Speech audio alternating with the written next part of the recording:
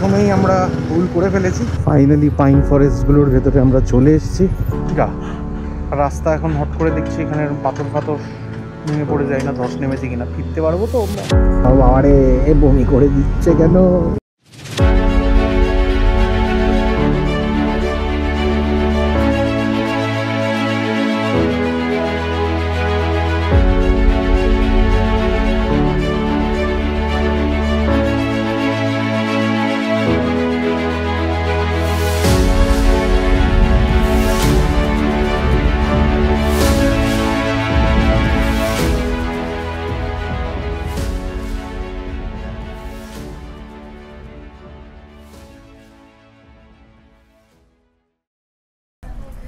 Good morning everyone.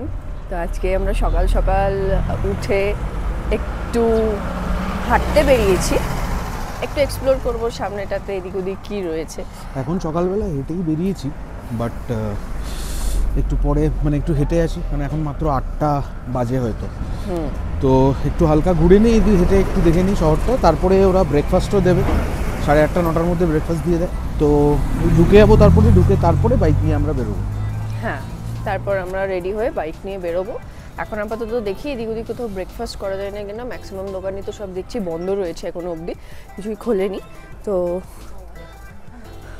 দেখি কোথায় যাওয়া যায়, একটু হেঁটে নেই আমরা। সূর্যের নরম আলো যখন পাহাড়ের গায়ে পড়ে, কার্শিয়াং যেন নিজেকে নতুন করে সাজিয়ে তোলে। বাতাসে এক অদ্ভুত সতেজতার গন্ধ, যেন প্রকৃতির গভীর নিঃশ্বাস। ব্যস্ত রাস্তায় জীবনের ছন্দ বাজে, লোকজন ছুটে চলেছে যার যার কাজে, কিন্তু তবুও কোথাও যেন একটা পাহাড়ি শান্তি রয়েই যায়। এই ছোট্ট শহরটা যেন বলে জীবন থেমে থাকে না, কিন্তু তাড়াহুড়োর মাঝেও সৌন্দর্য খুঁজে নেওয়া যায়। কার্শিয়াং শুধু একটা জায়গা নয়, একটা অনুভূতি, একটা প্রেরণা, যেখানে প্রকৃতি আর জীবন পাশাপাশি হাঁটে। দিনটা বাইকে করে কার্শিয়াং চেনার পরিকল্পনা থাকলেও ভাবলাম সকালটা একটু হেঁটেই আবিষ্কার করি। পায়ে হেঁটে দেখা কার্শিয়াংয়ের প্রতিটা কোণ যেন সত্যি হয়ে ওঠে আমাদের কাছে। হাঁটতে হাঁটতে বুঝি গন্তব্য নয়, যাত্রাটাই সবচেয়ে সুন্দর। আমরা হাঁটতে হাঁটতে এখানে একটা র্যান্ডাম একটা গলি দিয়েই ঢুকে গেছিলাম হাঁটতে হাঁটতে। তো এসে যা সুন্দর একটা দৃশ্য দেখেছি, এটা পুরো কার্শিয়াংটা এখান থেকে দেখা যাচ্ছে।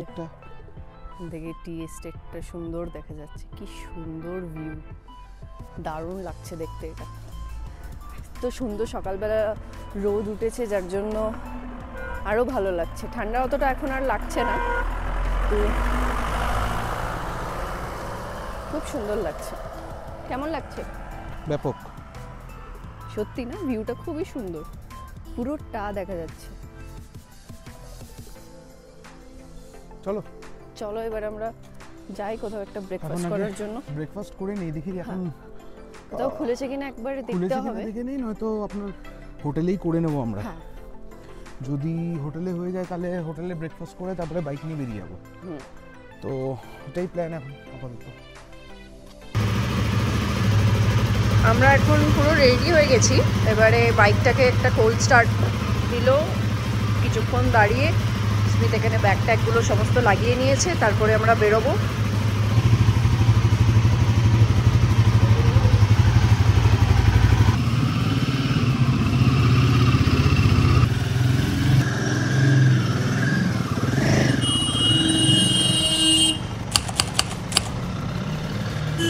আচ্ছা, এবার রাস্তাটা আমাকে একটু দেখতে হবে, রিরাউটিং হয়ে রয়েছে।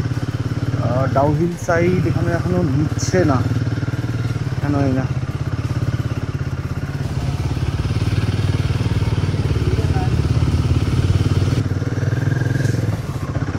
তো হিমালয়ান নিয়ে, আমার নতুন বাইক নিয়ে ফার্স্ট টাইম পাহাড়েও চলে আসলাম।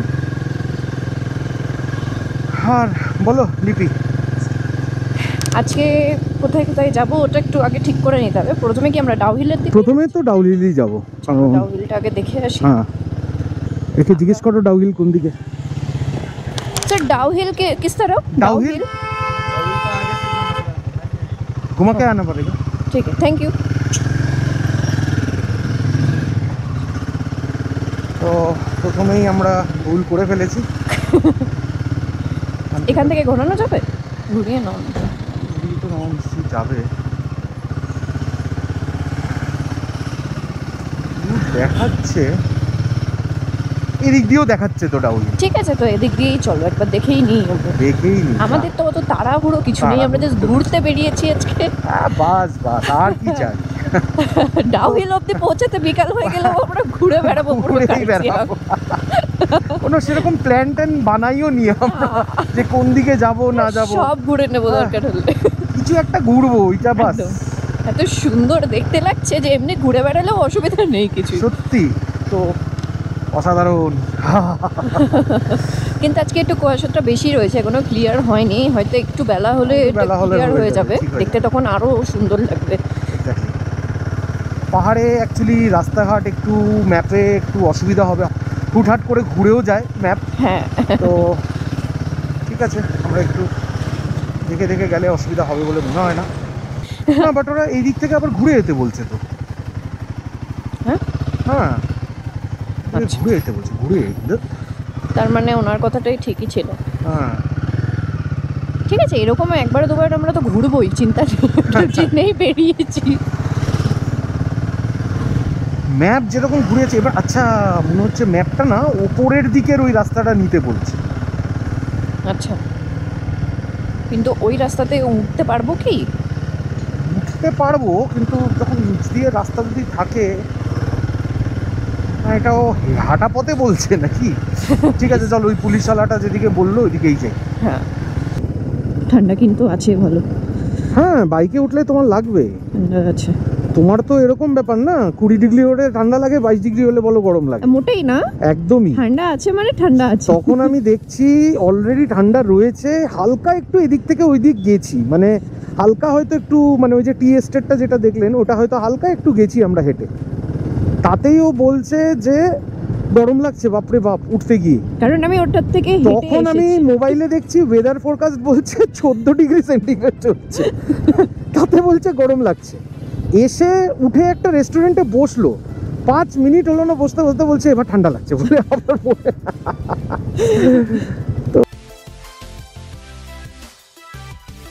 হাসি আর গল্পে ভরপুর ছিল সেই মুহূর্তগুলো। সময় যেন একটু থেমে গিয়েছিল। আর ঠিক তখনই আমরা পৌঁছে গেলাম কার্শিয়াংয়ের মন ছুঁয়ে যাওয়া পাইন বনাঞ্চলে, যেখানে শব্দ নয় নীরবতায় কথা বলে।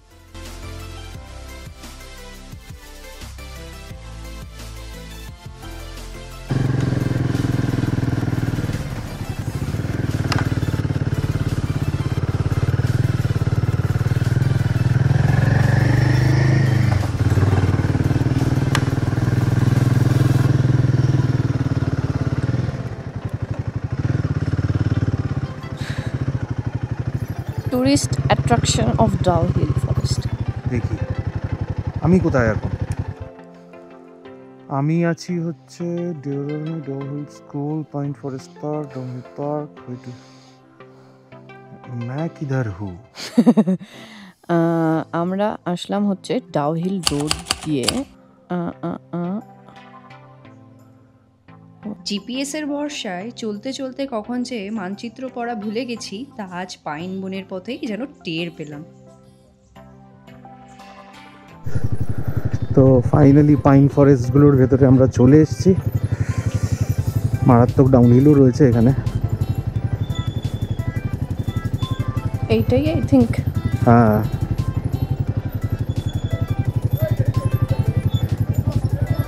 দেখি এদিকে যাই, পাইন পাইন ট্রি ফরেস্টটা না পুরো। হ্যাঁ,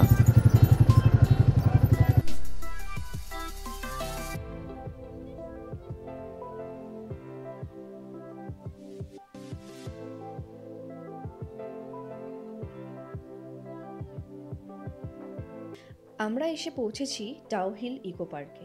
এক রোদ ঝলমলে সকাল, সবুজে মোড়া প্রকৃতির কোলে এক শান্ত স্নিগ্ধ আশ্রয়।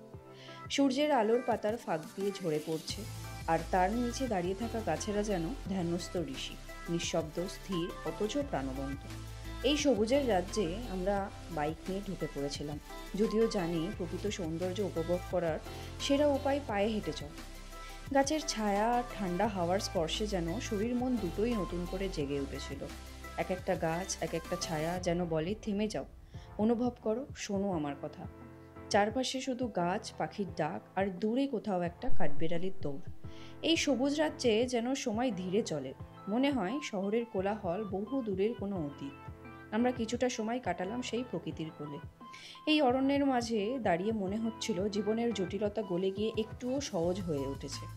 রোদে ঝলমলে সেই বন যেন বলছিল, যদি কখনো ক্লান্ত হও আমার কাছে এসো, আমি আছি। তারপর আবার আমাদের যাত্রা শুরু হলো।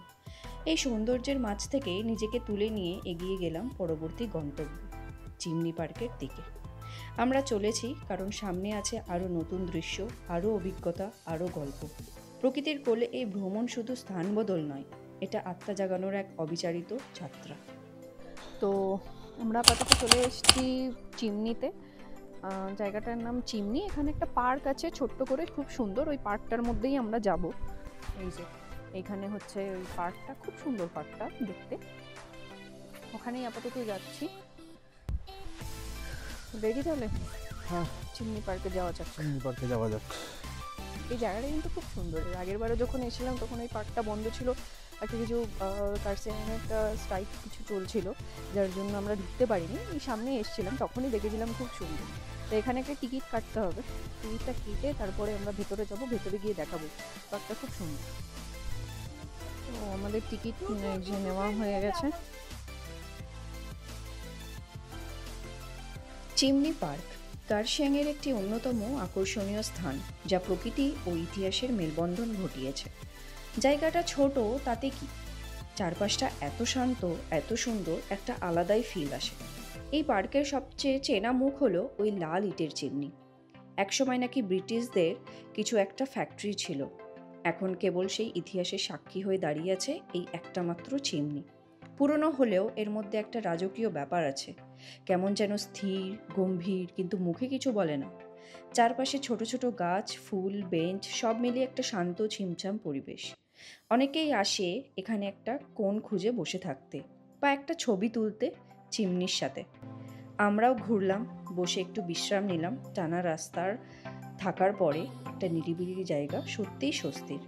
চিমনি পার্ক হয়তো খুব বড় নয়, কিন্তু কখনো কখনো ছোট জায়গার মধ্যেও লুকিয়ে থাকে বড় গল্প। তাহলে ভালো ঠান্ডা আছে তো, জায়গার ভিউটা বেশ ভালোই না? যদি খুবই সুন্দর এই জায়গাটা, আর বেশ ভাল লাগছে। ঠান্ডা ঠান্ডা হাওয়া দিচ্ছে একটু বেশি, তার জন্যেই খুব সুন্দর জায়গাটা। ক্লিয়ার স্কাই যদি হতো না আরো ভালো হতো, আরো বেশি ভালো হতো। কিন্তু এখানে তো আমরা আসার আগেই দেখছিলাম মেঘ চলে আসছে। মেঘ চলে আসছে, প্লাস তোমার একটু বৃষ্টি হওয়ার সম্ভাবনাও রয়েছে, বাট জানি না, বৃষ্টিটা না হলেই ভালো হয় আমাদের জন্য। সেটাই। তো এখান থেকে আমরা আপাতত বেরিয়ে গেলাম চিমনি ভিউ পয়েন্ট থেকে। অনেকক্ষণই ছিলাম আমরা এখানে। এখানে থাকার পরে একটু খাওয়া দাওয়াও করলাম। এখন 1টা বাজে, তো লাঞ্চও করে নিলাম আমরা। আর এবার সামনে এদিকে যাব, ডাউহিল থেকে এবার পুরোপুরি বেরোবো।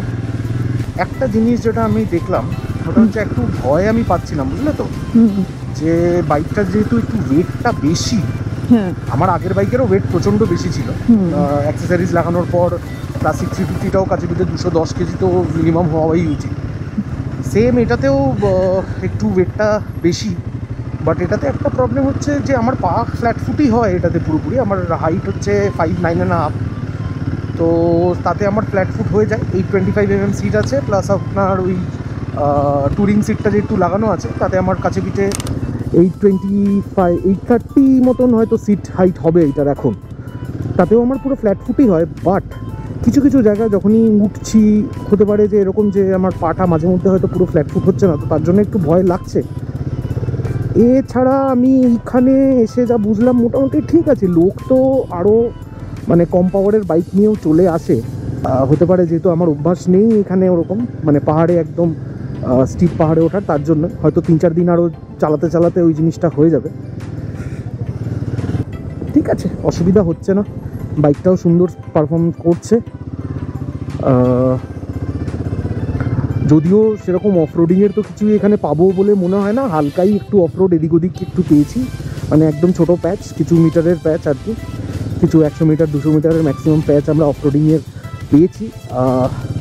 নয়তো বেশিরভাগ রাস্তাই এরকম টারম্যাকই ছিল। প্রচণ্ড একটা জিনিস ভুল হয়ে গেছে আমাদের, ওটা হচ্ছে গ্লাভসটা আনা আমার খুব উচিত ছিল, অ্যাটলিস্ট আমারটা তো আনা উচিতই ছিল, বিকজ প্রচণ্ডভাবে হাওয়াটা বইছে তো তার জন্য হাতটা পুরোই জমে যাচ্ছে আমাদের, মানে অ্যাটলিস্ট আমার তো জমছে, বিকজ এই গার্ডগুলোর জন্য হয়তো আমি কিছুটা বাঁচছি, বিকজ ডিরেক্ট হয়তো হাওয়াটা ওরকম লাগছে না, বাট তাতেও মানে ফিল করছি। তো এই ভুলটা আর নেক্সট দিন তো করবো না। আর একটা জিনিস তো বলতেই হবে, মানে এইটা তো আমি মানে আমরা সবসময় দেখেছি যে পাহাড়ে বাইক চালানোর এই যে এরকম এয়ারপিন বেন্ডগুলো দিয়ে নামার একটা আলাদাই মজা, মানে থ্রিল তো অবশ্যই রয়েছে। হ্যাঁ, কারণ আমরা যারা শহরতলিতে আমরা যারা বাইক চালাই আর যাদের বাইক নিয়ে একটা আলাদা প্যাশন রয়েছে বাইক রাইডিংয়ের, তাদের এরকম একটা রাস্তা পাওয়া, আমরা এর থেকেও ভালো মানে এই সেম জিনিসটা পেয়েছিলাম রাবাংলা যাওয়ার সময়, সিকিম সাইডের বেশ কিছু জায়গাতে আমরা ভালো রাস্তা পেয়েছিলাম, তো সেখানেও বাইক নিয়ে চালাতে একটা আলাদাই মজা লাগছিল।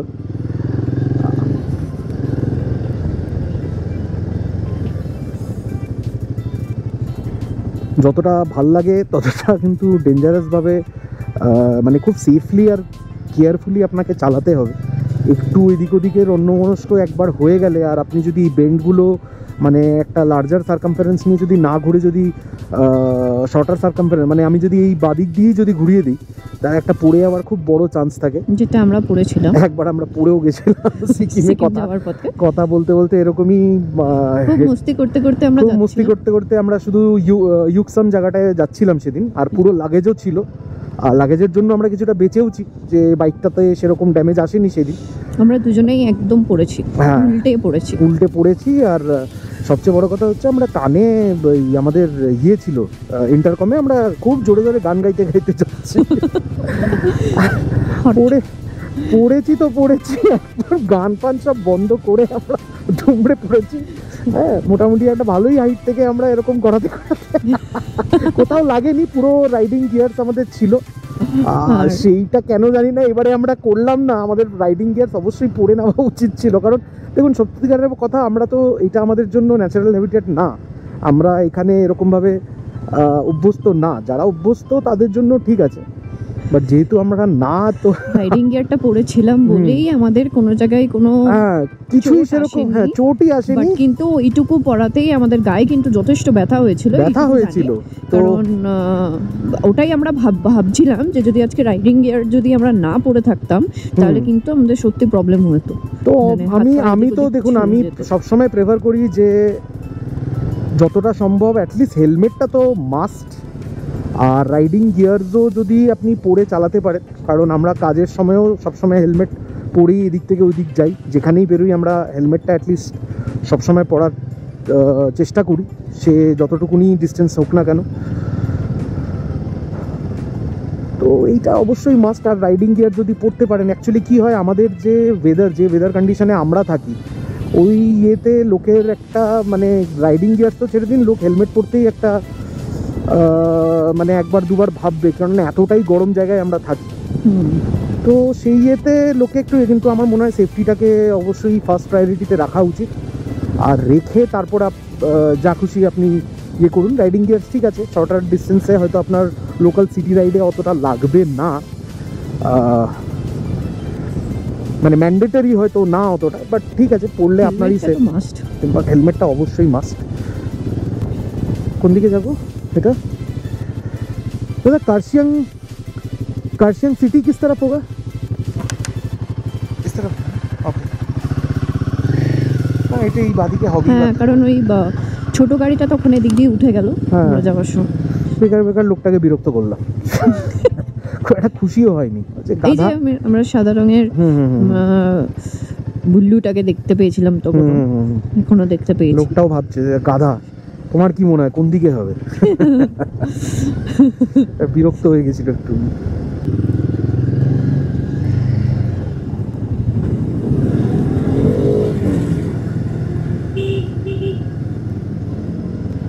বাপরে, ওরা তো খুব আরামসেই চলে গেল, আমিও যাবো তো এরকম।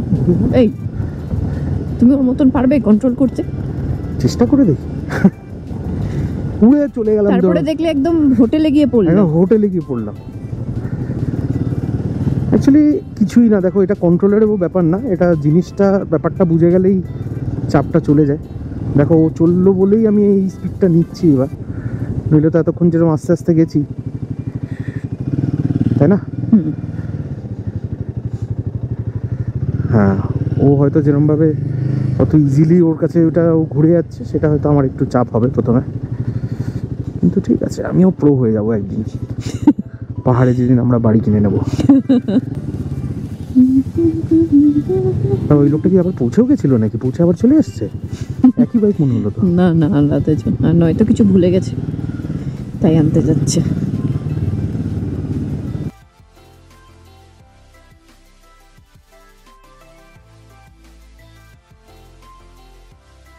আবার ফিরে এলাম কার্শিয়াং শহরের দিকে। পাহাড়ের বুক জুড়ে সাজানো রঙিন বাক্সবন্দি ঘরগুলো যেন এক একটা গল্পের বই। দূর থেকে তাকালে মনে হয় পাহাড় নিজেই রং তুলিতে এঁকে দিয়েছে তার নিজস্ব ছবি।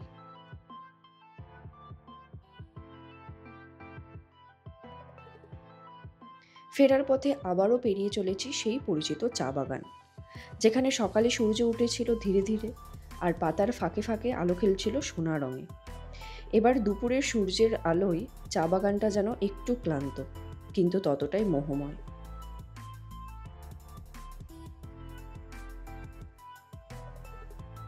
আমাদের পরবর্তী গন্তব্য ইগলস ক্র্যাগ, তবে রাস্তাটা মোটেই সহজ ছিল না। কার্শিয়াং শহরে টানা টানা সরু গলির ভেতর দিয়ে যেতে যেতে আমরা যেন একসময় পথ হারিয়ে ফেলেছিলাম। জিপিএস এক একবার এক এক রাস্তায় পাঠাচ্ছে, যেন সেও কনফিউজড, এই পাহাড়ি পথ তাকে বুঝে উঠতে পারছে না। শেষমেশ ভরসা করতে হলো এখানকার এক স্থানীয় মানুষকে। তার হাসি মাখা মুখ আর সহজ নির্দেশেই আমরা আবার পথ চলা শুরু করলাম। এই ছোট ছোট বিভ্রান্তির মাঝেও ছিল এক অন্যরকম আনন্দ, অজানার মধ্যে হারিয়ে গিয়ে পথ খুঁজে পাওয়ার আনন্দ। জীবনের পথও কি এমন নয়? ভুল পথে যেতেই হয়, কখনো লোকাল কাউকে জিজ্ঞাসা করতেই হয়, কিন্তু শেষমেশ পৌঁছে যাই আমরা, যদি মন থেকে যাত্রাটা ভালোবাসি। কারণ প্রকৃতি আমাদের শেখায় সব রাস্তায় গন্তব্যে পৌঁছে, কিন্তু যদি হাল না ছাড়ো। আর অবশেষে পৌঁছে গেলাম ইগলস ক্র্যাগ। পাহাড়ের মাথায় দাঁড়িয়ে হাওয়া মুখে এসে লাগে এক অন্যরকম মুক্তির মতন। এই সেই জায়গা যেখান থেকে শুধু শহর নয়, নিজের ভেতরটাও দেখা যায় একটু স্পষ্ট করে। তো অনেকক্ষণ ধরে খোঁজাখুঁজি করার পর রাস্তা এদিক ওদিক অনেক রাস্তায় ঢোকার পরে আমরা ফাইনালি পেয়ে গেছি ইগলস ক্র্যাগ। এই যে এখানে চলে এসেছি, এবার ভেতরে যাব, দেখবো ওখানে কোথাও আবার টিকিটের কোনো কিছু রয়েছে কিনা। যদি টিকিটের থাকে তাহলে টিকিটটা কেটে তারপর ভেতরে গিয়ে দেখাচ্ছি কেমন ভেতরটা। ওকে স্মিথ, হয়ে গেছে? হ্যাঁ হ্যাঁ, চলো।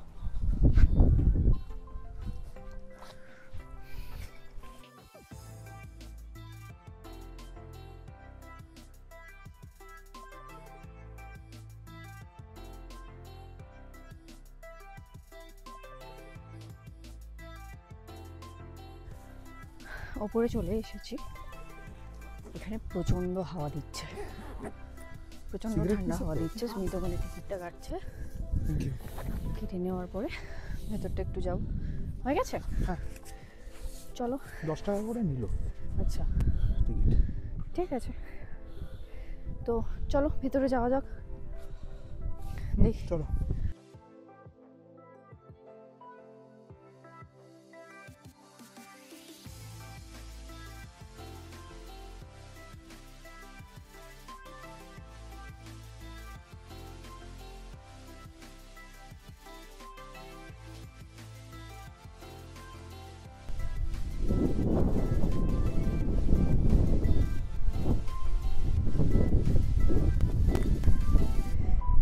জায়গাটা প্রচণ্ড সুন্দর জায়গা, নো ডাউট।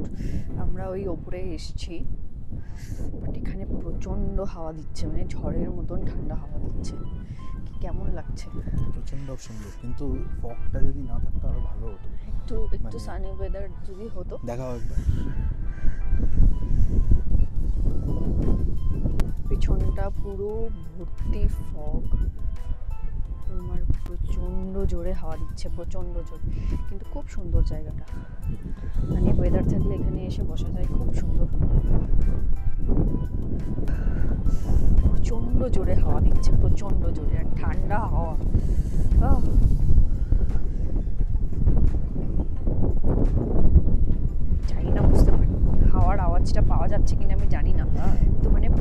প্রচণ্ড জোরে হাওয়া দিচ্ছে, একদম ঝড়ের মতন হাওয়া। স্ট্যান্ডটা লাগিয়ে দেখি যদি স্ট্যান্ড আমার মনে হয় না Hyperlapse, থাকবে বলে, আমার হাত থেকে hyperlapse ফোনটা মনে হচ্ছে উড়ে চলে যাবে, এত জোরে হাওয়াটা দিচ্ছে এখানে।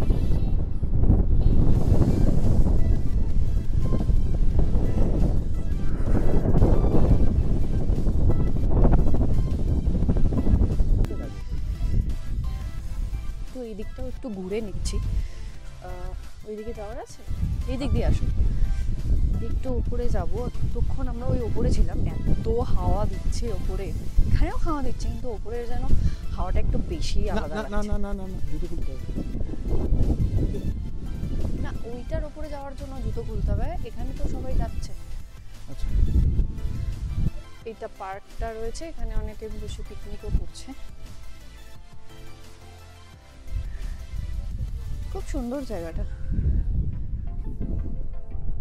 উপরে প্রচণ্ড হাওয়া, এখানে অ্যাটলিস্ট সেই হিসাবে অনেকটাই কম, কিন্তু ওই মানে উপরে দাঁড়ানো যাচ্ছে না, এরকম টাওয়ারটাতে হাওয়া। দাঁড়ানো যাচ্ছে না, এতটাই হাওয়া। এতটা বেশি হাওয়া ওখানে, নিচে অতটা লাগছে না, ঠিক আছে। তো এখানে আমরা আর কিছুক্ষণ থাকবো, থেকে বেরিয়ে যাব। তো এখান থেকে আমরা শেষ করে নিলাম আমাদের ইগল ক্রেগসের জার্নি। এবার আবার নেক্সট ডেস্টিনেশন যাব। নেক্সট ডেস্টিনেশন দিয়ে দিয়েছি একটা লেক, রোহিণী লেক। একবার দেখে নিই যদি যেতে পারি, বিকজ দূর দেখাচ্ছে অনেকটাই, 12 কিলোমিটার্স দেখাচ্ছে, মানে 31 মিনিটস লাগবে। নিচের দিকেই আছে মনে হয় এটা।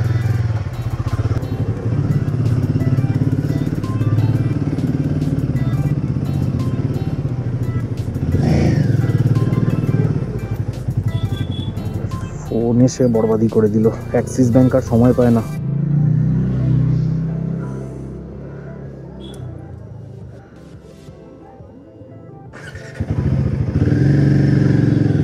পাহাড়ে ঘুরতে এসেছি, এখানেও ক্রেডিট কার্ড বেচার চেষ্টা।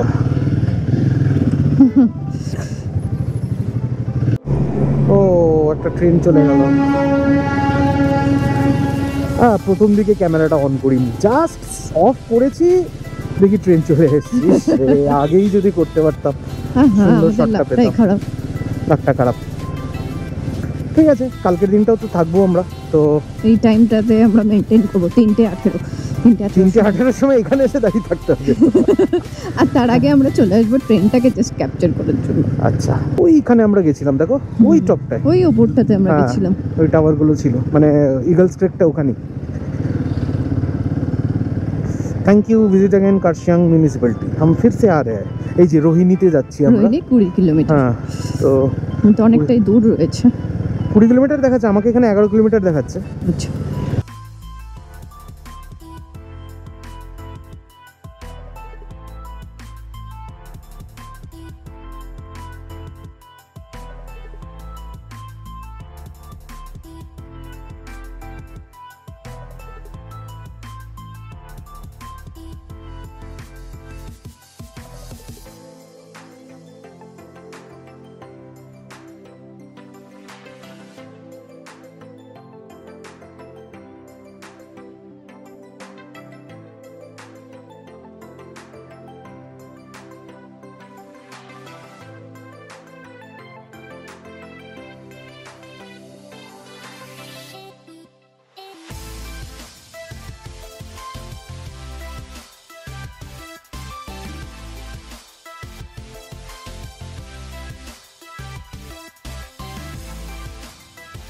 I love Kurseong.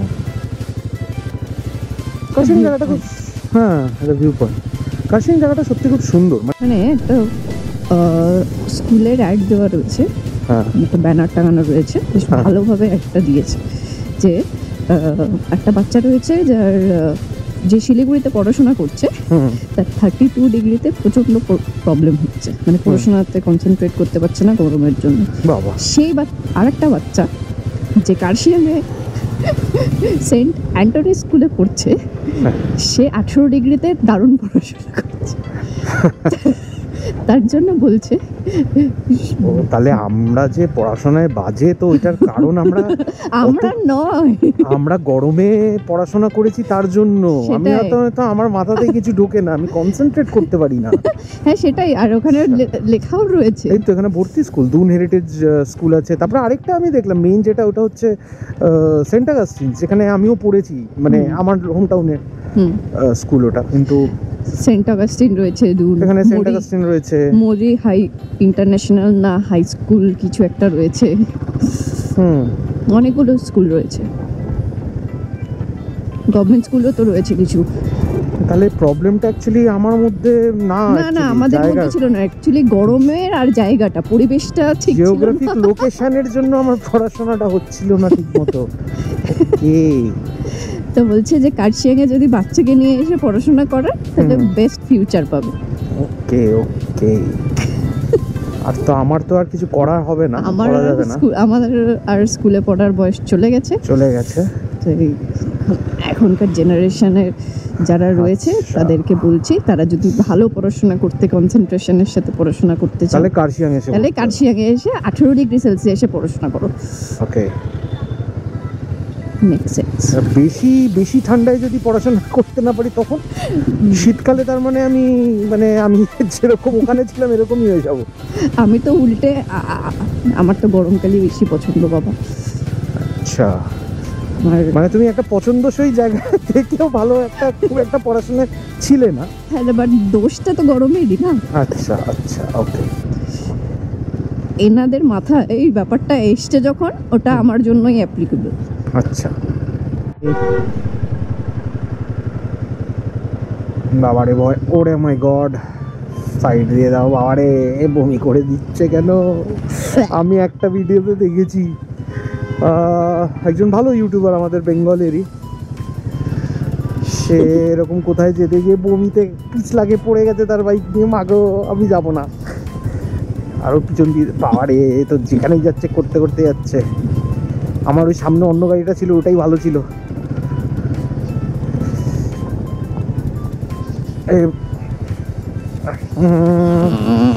তাকাবো না, তাকাবো না, তাকাবো না, আমারই এক্সস্ট। তাকাবো না, আমি তাকাবো না।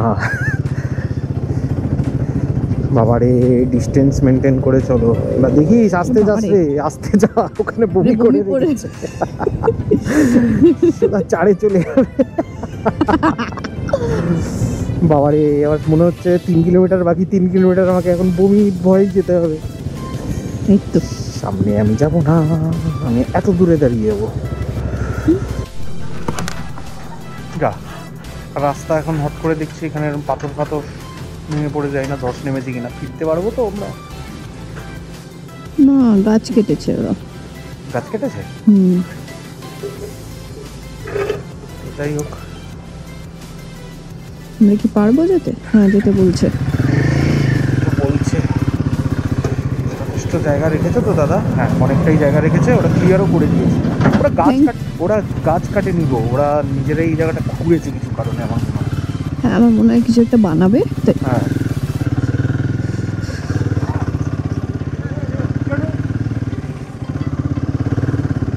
কারো লোকজনও আছে, লোকজন দেখলেই আমি খুশি হয়ে যাই।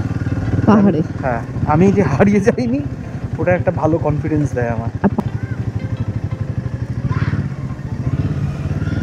এটা একদমই নিচে চলে এসেছি আমরা। কবুতর যা যা যা, বাহ সুন্দর শট পেয়ে গেছি আমি।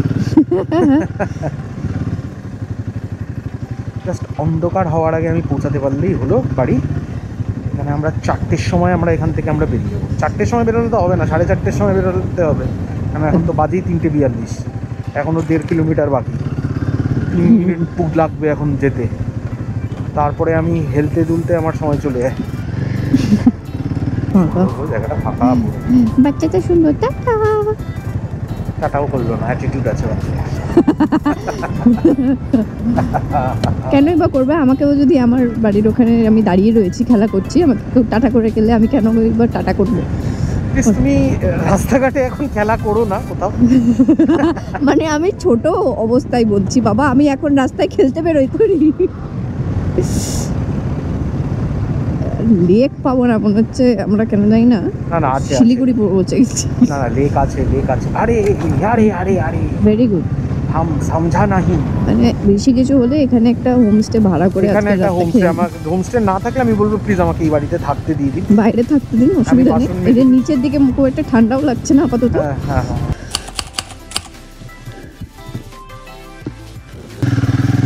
ভালো সুন্দর এরিয়াটা, তাই না? এখানে দেখো এটা রূপের জন্য ছিল, বাট করোনা কারণে এটা বন্ধ করে দিয়েছে। খুব ভালো কাজ করেছে। এই গাড়িটা পুরো ধুলো উড়াতে উড়াতে যাচ্ছে। তুমি হেলমেট পরেছো? বাস, তাহলে তো একা আমারই গল্প গলা শোনা যাবে। আহ কি সুন্দর জায়গাটা গো।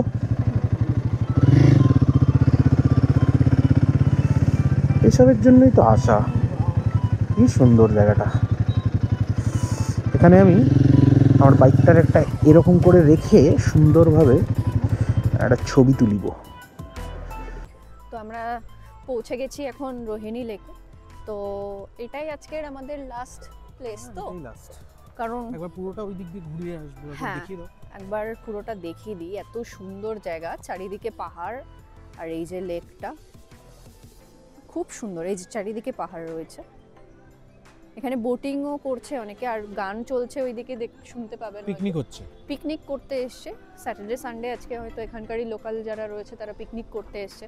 জায়গাটা খুব সুন্দর, এক পিকনিক স্পটের মতন। এখানে এত বড় একটা জায়গা, ফাঁকা জায়গা রয়েছে, খুব সুন্দর। আমরা এই দিকটা দিয়ে যাব, ওইদিকে ঘুরে, ওখান দিয়ে ঘুরে তারপর আবার এইদিকে আসবো। এটা খুব সুন্দর কিন্তু না, খুব সুন্দর। আর সব থেকে ভালো লাগছে যেটা চারিদিকে পাহাড়টার মাঝখানে লেকটা। এখানে কিন্তু অত ঠান্ডাও নেই, কারণ একদম নিচের দিকে এটা, একদমই ওইদিকে অনেক লোকজন রয়েছে, পিকনিক স্পট না। সব অল্প বয়সী ছেলেমেয়েরা, তারা এসেছে বন্ধুদের সাথে পিকনিক করার জন্য। বেশ ভালো না এরকম, এক তো পাহাড়ে থাকে তারা, এমনি এত সুন্দর জায়গায় থাকে, তার মধ্যে এরকম জায়গাতে আসে এরকম একটা জায়গার মধ্যে এরকম একটা লেকের দিক সামনে বসে হ্যাঁ আমরা কিছু না হলেও 1-2 ঘন্টা কাটিয়ে দিতে পারি। ও তাহলে আজকে এন্ড, আজকে ভিডিওটা আমাদের এখানেই এন্ড হচ্ছে। এখানেই এন্ড কেন হয়ে যাচ্ছে? ও সরি, বাড়িও তো যাবো। হ্যাঁ, তো তাহলে আজকে আমাদের এখানে সাইট সিনটা শেষ হচ্ছে দেখা। তো এখন আবার আমরা ওই রাস্তা দিয়ে ফেরত যাব।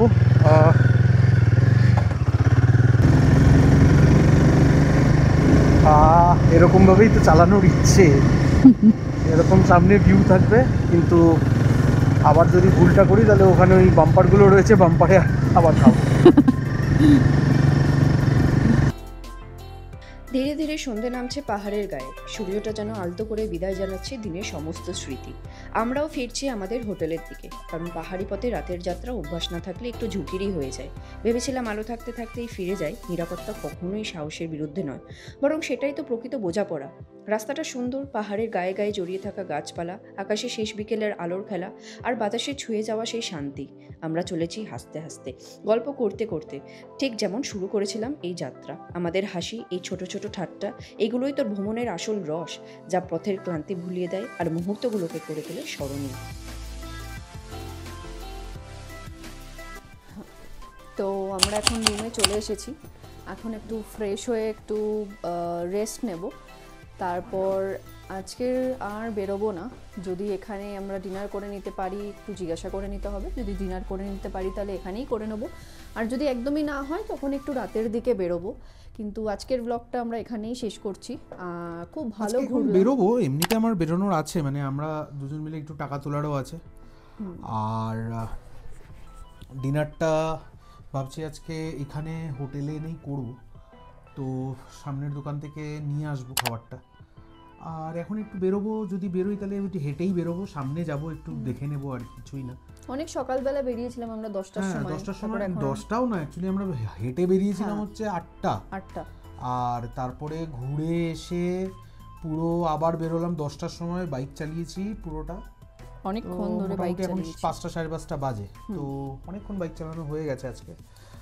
ঠিক আছে, তো আজকের ব্লগটা তাহলে এখানেই এন্ড করছি। আজকের ব্লগটা তো এখানেই এন্ড করব। কীরকম লাগলো আজকের ব্লগটা দেখে অবশ্যই জানাবেন, আর লাইক শেয়ার অ্যান্ড সাবস্ক্রাইব অবশ্যই করবেন। আপনারা যতটা ভালোবাসা দেবেন তার সেই অনুযায়ী আমরা আরও অনেক ভিডিও দিতে পারবো। আশা করছি পরে গিয়ে আমরা অনেক বেশি ভিডিও দেব। আর আজকে যে কয়েকটা জায়গায় ঘুরলাম, সেরকম তো এখানে অত আশেপাশে সেরকম নেই। যে কটা জায়গা ঘুরলাম, কালকে মোস্ট প্রবাবলি আমরা মিরিক যাব। তো নেক্সট ব্লগে আমরা মিরিকের জন্য রাইড করা শুরু করব। তো তার জন্য অবশ্যই আমাদের এই ভিডিওটাও দেখবেন। আমরা তাহলে নেক্সট ভিডিওটা দেবো, তাতে আমাদেরও একটা মোটিভেশন থাকে। আর যেরকম লিপি বললো, লাইক শেয়ার সাবস্ক্রাইব করবেন, কমেন্ট করবেন কী কী ইমপ্রুভ করতে হবে। ভালো লেগে থাকলে অবশ্যই কমেন্ট করলে আমাদের রিচও বাড়বে। ওকে, বাই। তো এখনের জন্য বাই, দেখা হচ্ছে আবার কালকের ভিডিওতে, একটা নতুন ভিডিওতে, নতুন দিনে। Tata, good bye, take care. Good night.